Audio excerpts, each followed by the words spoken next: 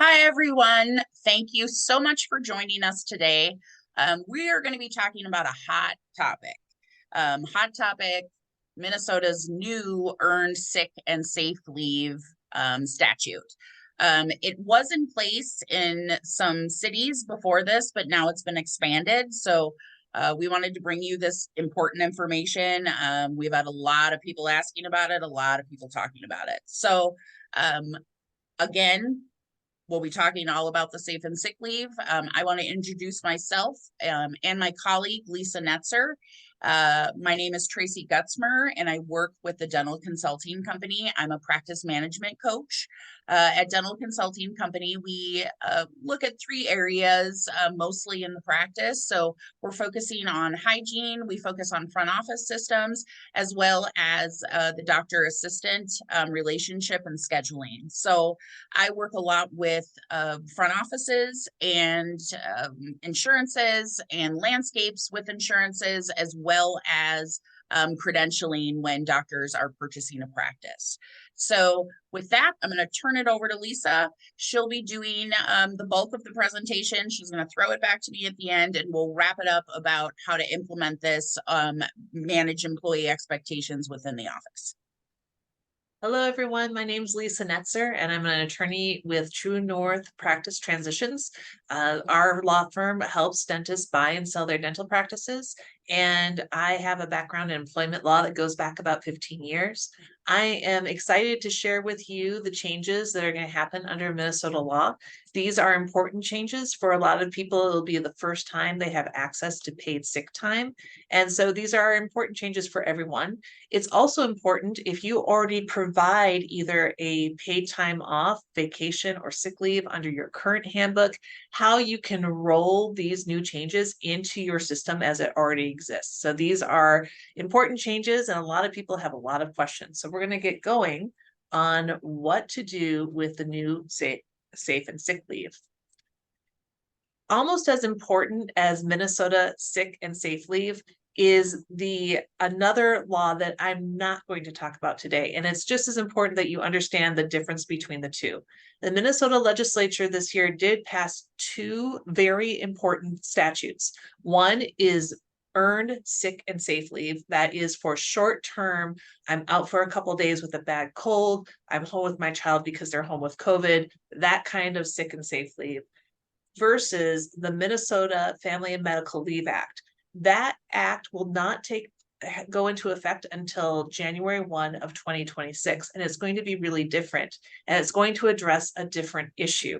That is for long-term leave based on a serious medical condition. It might be also based on maternity or paternity leave. The idea is that employees will be able to apply for payment of part or all of their salary while they are out of the office for between 12 to 20 weeks.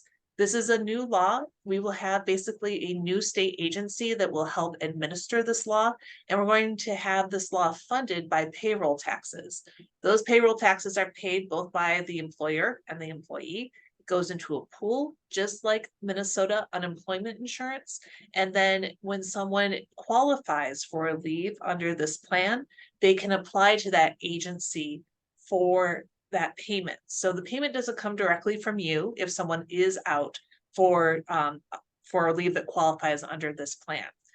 So that is long-term, it's for many weeks, or for a serious medical condition, or for someone taking care of someone with a serious medical condition. But it is not what we're talking about today. Today, we're just talking about short-term Minnesota earned sick and safe leave time. So what this new statute requires that is going to be effective January 1 of 2024 is the idea that employees will have access, if it's a full-time employee, to about 6 days of paid sick leave each year. So think of this new statute as establishing kind of the basement, the bottom line of what someone needs to be allowed to earn. They can earn 1 hour for every 30 hours worked, but the maximum under the statute is 48 hours. So if you have someone working 40 hours a week, they could earn more than 48, but the statute only requires you to grant them up to 48 hours of leave. The employee must be paid their hourly rate for when they use the sick leave. And even if it's a part-time employee, a full-time employee, however much leave they earn, they can use right away. One of the issues that we see surfacing about this is there's a question about how do you have earned time off and what is the payment amount required for an employee who maybe is paid based on production or commissions. So not many people are paid based on production, but dentists often are. And what is clear is that under the Minnesota ordinances, several of the cities have said, if you're someone who's paid based on commissions, you're not due any commissions that came in while you were off during sick and safe leave. But production specific information has been hard to find. There's a good argument that this doesn't apply to production based employees. In other words, they might be able to use the leave. They might be able to have 6 days out of the office each year for sick leave, but they don't get paid for them. This is to be determined. If you are really risk averse, just ignore everything I just said and treat all your employees the same. Or if you're like, I don't know how much, I want to see what they have to say about this sort of situation, keep your eyes peeled. We'll see if the Minnesota Department of Labor and Industry issues some new regulations about commission-based pay. And again, commission-based pay is a lot closer to production than an hourly pay rate. So got to watch for that. That is an open-ended question at this time. Also, very important for those of you who are actually watching the video, this law does not apply to independent contractors. So if you have an associate working for you as an independent contractor, or let's say a locum tenens who's working for you as an independent contractor, that independent contractor is in charge of their own schedule and they would grant themselves sick and safe leave time. You do not have to administer it for them. So does not apply to independent contractors in your office. Again, Minnesota, or I shouldn't say again, it's important to know that the where these changes are coming from is the fact that 4 Minnesota cities already have these provisions in place to some extent. None of the 4 cities have copied each other exactly. Every individual city has different rules, but all of them provide some minimum amount of sick leave for employees in their cities. The ordinances remain in effect. And so if you are in, let's say, the city of Bloomington, and you're like, hey, I've got it covered, I already have a policy, you're not done yet. Now you need to go back and look at the Bloomington ordinance, and you need to look at the state ordinance, and you need to figure out which one is more generous to your employees, and you have to follow that provision. So you need to do a cross comparison of the state statute versus the city requirements. And most of the time, the state statute is going to be more generous, but not always. So it's really important to look at each ordinance individually. And again, it's important to remember that this change is a floor. This is the minimum you have to provide for your employees. If you have a very generous PTO policy already in place, you can tweak that policy and it will meet the requirements of the statute. But don't assume just because you have a generous amount of PTO getting paid out to employees throughout the year, or you have a really big block grant of hours every year for your employees. There are some other details you need to take care of to make sure you're compliant with the state statute. So it's not just about how much leave you get, it's also about what you can use it for. Speaking of what you can use it for, we can talk about who you can use it for. Sick and safe leave is also to provide care for family members. And Minnesota basically took the definition of family member and just went and blew it up. So it used to be that family member meant your kids and maybe your parents. Now we've then started to branch out a bit, but Minnesota this round really took it much further. It includes siblings. It includes aunts and uncles. It includes cousins.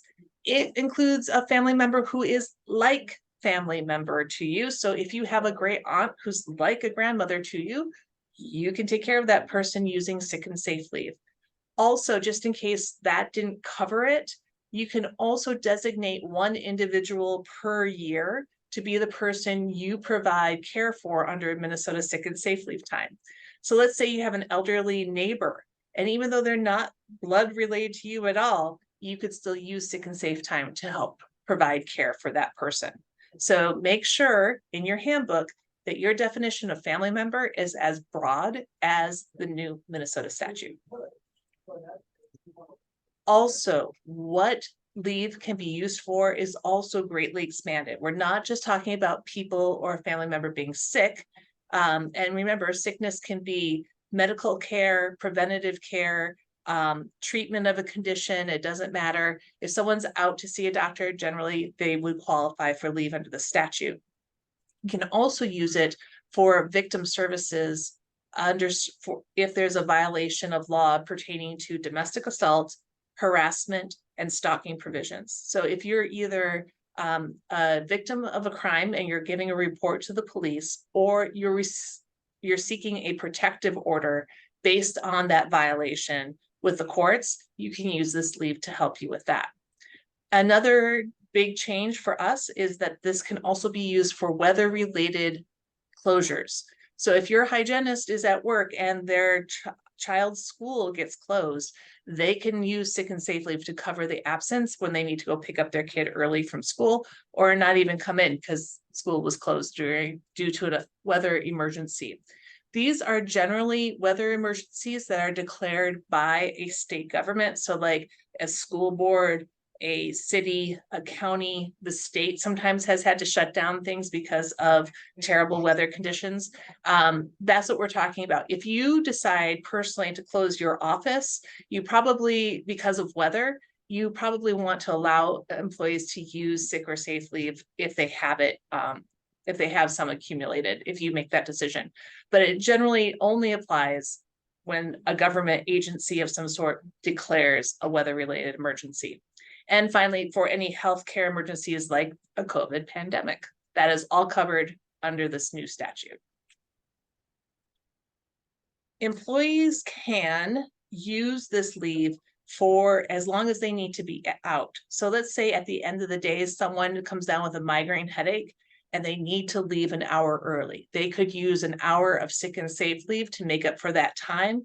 They go home, they take some meds, they sleep all night, they wake up in the morning, they feel better, they're back in work tomorrow morning. They've only used 1 hour of sick and safe leave. You can definitely run your program that way. And one of the things that makes most small dental offices great is their flexibility with their employees. However, some employers do have policies that say, if you're going to take time off, you have to take at least 4 hours, or sometimes you have to take a full day to leave during the day to go to a doctor's appointment or provide care for someone. So if you have a policy that says that, you can still keep that policy. And in effect, it also delays when someone can start using sick and safe leave. Generally, employees can use sick and safe leave as soon as they earn it. But if you have a policy that says you have to take 4 hours at least for being out, then they have to wait till they've earned at least that much time before they can effectively use that benefit. An employee, is very important to note, starts earning this benefit as soon as they start working. And this is, again, a place where a lot of employment handbooks might get caught up. A lot of employment handbooks say no using sick leave or vacation time during the first 90 days of employment. And really, that should come out anyway. Let me tell you why. Employees who have a probationary period,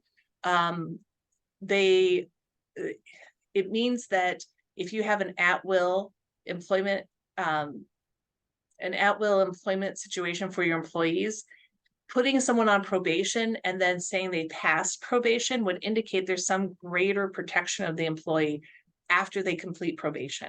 So generally, that is not allowed. And if you have provisions like that in your handbook anyway, get them out.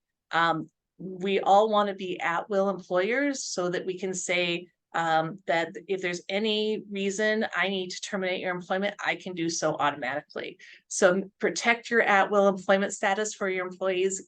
Get rid of any provision about probationary employees.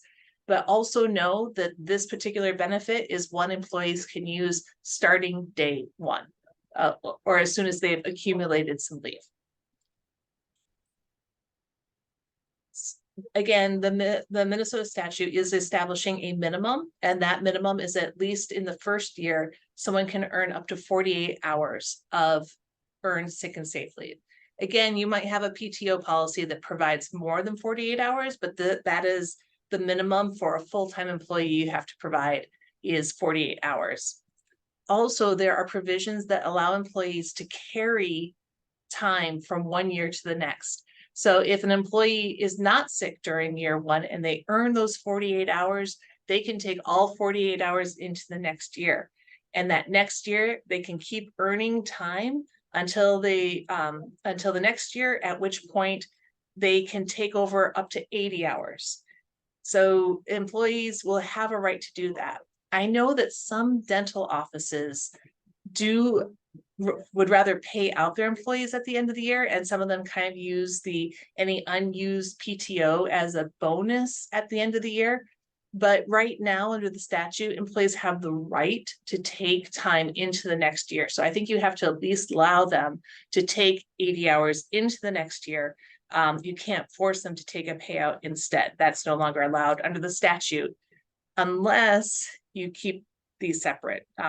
Keep separate your PTO time from sick and safe leave, which you could do, but really it's easier to have everyone on one set of rules. So we'll talk about it in a minute, but the best way to move forward with this is probably to take a sick leave policy, a vacation policy, turn it into a paid time off policy, and make it compliant with the statutes as well. Another requirement is that some dentists require their employees to come in with a doctor's note to certify that they were out sick when they use sick leave. The provisions here say you can only do that after someone is out for 3 days. So you can ask for it on day 2 or day 3, someone's out, but you can ask for it on day 4. If your employment handbook allows you to ask for documentation, make sure it complies with this rule.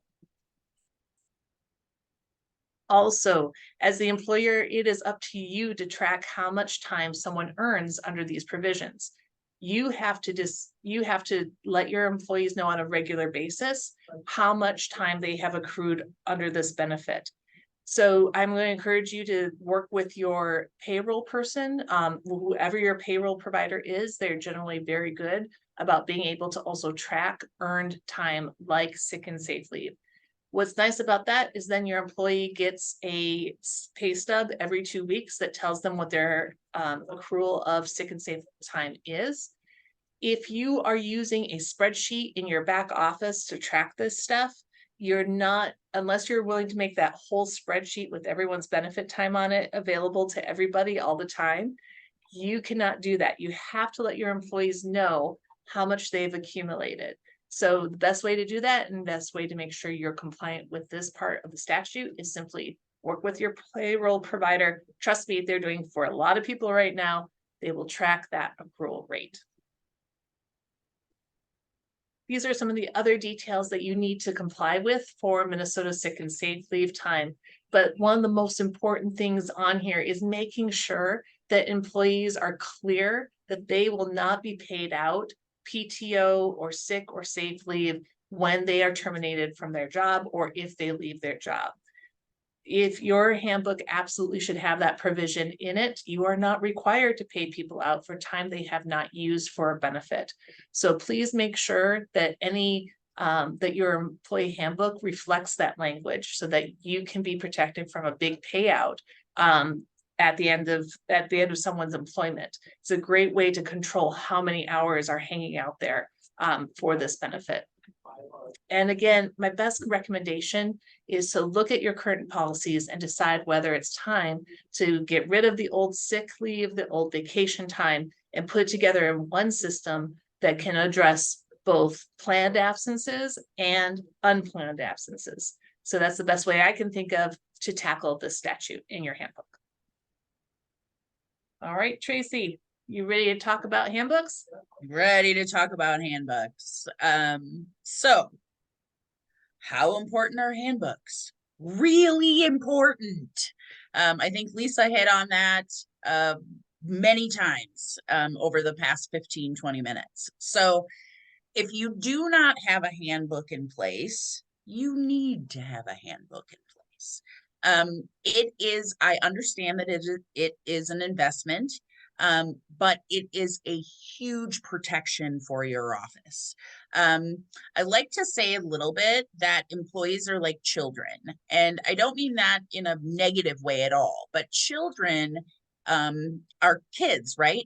They thrive on rules, expectations, what we want them to do, and then they know how to modify or act. They can control their behavior a little bit more, knowing the expectations. The same thing goes for employees. If our employees do not have clear expectations in place, there is a lot of gray area. And gray area is what causes problems.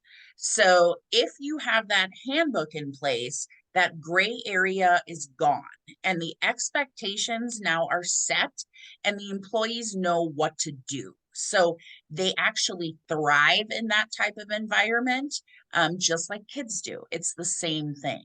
So if you don't have a handbook, you need one. If you do have a handbook, you need to now review the policies and make sure that your handbook is updated with language to make sure that you're in compliance.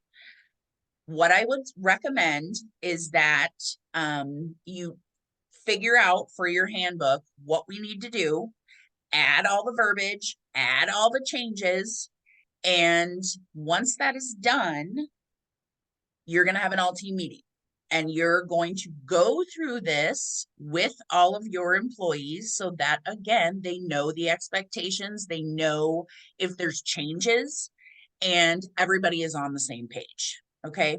If you don't have a handbook, there are a couple of ways to go about this. The first one, and I'm going to ask Lisa, as I have in the past numerous times, because she does employee handbooks, but I don't know what her capacity level is at right now. So your first one is contacting Lisa, but I'm going to ask Lisa, are we still good? She usually gives me a thumbs up, or so far it's been a thumbs up. Oh, we're a little questionable at this time. Yeah, Okay. it's busy. It's What busy. can I say? Okay. Well, January 1 is a lot closer than it was when we started this back in July. that is true. That is true. So no time to waste. Either contact Lisa and see if she has availability. It sounds like that's going to fill up pretty quickly. Or you can go to like a human resource company like Cedar Bent Erickson, who is going to be able to provide handbooks or handbook updates as well. All right, Lisa, can we flip to the next slide? Of course. Okay, so payroll company. We're going to track PTO through our payroll company. And Lisa already hit on all of that, so I think we're good to go. We already talked about the handbook in place, so I'm just going to kind of go through that. So Lisa, let's just go to the next slide. And the last thing I want to talk about is a little bit of big picture. Okay, so we talked about the safe and sick leave, and we talked about putting it in your handbook. What do you need to do? The other thing I just want you to think about with the safe and sick leave is you really need to, and Lisa already hit on this, but just review your policies. It's either really a yes or a no answer, right? If your policies are already compliant, you just have language changes, but you don't necessarily have to do calculation changes. If they're not giving your PTO, you have sick, vacation, kind of all over the place, and they're not going to meet the minimums, well, now we know we got to change the policies. And like Lisa said, the best thing to do, PTO, put it into PTO, move away from the sick leave and the sick leave and the vacation leave separately. I actually have an office that I manage, and this is exactly what we're doing. So we're taking away our separate sick leave and our separate vacation pay and merging it all into PTO. Okay. With big picture, obviously, anytime things like this come into play, a lot of times it triggers a response of, oh, great, here's another expense, here's something else that we're going to have to pay for. So here's what I want you to think about is true. I mean, a lot of times, yes, that it could be an added expense. Maybe you'll have a little bit of a difference. Maybe you'll have a huge difference. Maybe you'll have no difference. I don't know. It depends on your current policies. But I don't want you to focus so much on the expenses. I want you to focus on the production opportunities, okay? Because a lot of times expenses are extremely important. We need to control expenses, and I agree with that. We can't just let them go crazy. But many times when I'm coaching, I hear we drill so much into the expense part of it, but we're not focusing on capitalizing like low-hanging fruit and revenue that we're missing. So a couple of different areas to think about. First of all, your front office systems. What are your collections like? Your accounts receivable? Do we have a bunch of claims sitting in our over 90 days? That's all lost revenue. And we also know that the value of the dollar, the longer it goes, the less it becomes. So if we have a bunch of things sitting in that 90 days, both patient accounts and insurances, that is something that we want to try to shift back into the 0 to 30, 30 to 60 days, right? Because then obviously you're bringing in that income sooner. You can also look at things within your front office, like what are we charging? Are we charging a Minnesota care tax? There's now a lot of offices that are charging the provider tax to patients. And if you have questions about this, you can contact me. I won't go into a whole big spiel. But then we're looking at clinical efficiency. So we look at both the doctors and the hygienists, like what's going on with that. And if we always think about giving patients optimal health, the production will follow. Okay, so we're always talking about giving them optimal health and getting our patients to optimal health. And again, the production will follow. The other thing we could talk about is insurances, like where are your insurances at? I mean, are we crisscrossing a bunch? And here's what I mean by that. A lot of times you can be in multi-networks. You don't even know you're in multi-networks. And what's going to happen is when a claim, let's just say you're in 2 big umbrella networks, right? One's going to have a different fee schedule than the other. And both of those umbrella networks cover Aetna, let's say. Well, Aetna, when they get the claim, what do you think they're going to do? They see the claim, they see you're part of these 2 networks, they pick the lower fee schedule. So we want to make sure that's something that I can help you with. We want to make sure that that's not happening, because that doesn't make any sense whatsoever. So really looking at your insurance, okay, and making sure that we're optimizing that. So a lot of times people will ask me well, okay, Tracey, how do I know how to do all of these things? Well, you can conduct what we call a practice analysis with Dental Consulting Company, and that will help identify areas that we could focus on. So if you're interested in that, obviously that's something you can reach out and let me know, and I'm happy to help. All right. So that is the end of that. If, like we said at the beginning, if you have any questions, this is a lot of information to take in. If you do have any questions, or especially if you want Lisa's help for the handbooks, please reach out sooner rather than later. We do know that January 1st is coming right along soon. And let's face it, if it's close to January 1st and you still need help, there's no time like the present. Give us a call, send us an email. We're happy to look at helping you in any way possible. It just might not get done by January 1. But we can always work with people. It's better to work towards compliance than to just throw up your hands and forget about it. Exactly. So, all right. Thanks everybody for joining us today. Have a wonderful afternoon, and we'll see you later. Bye. Thank you so much, everyone. Bye-bye. Bye.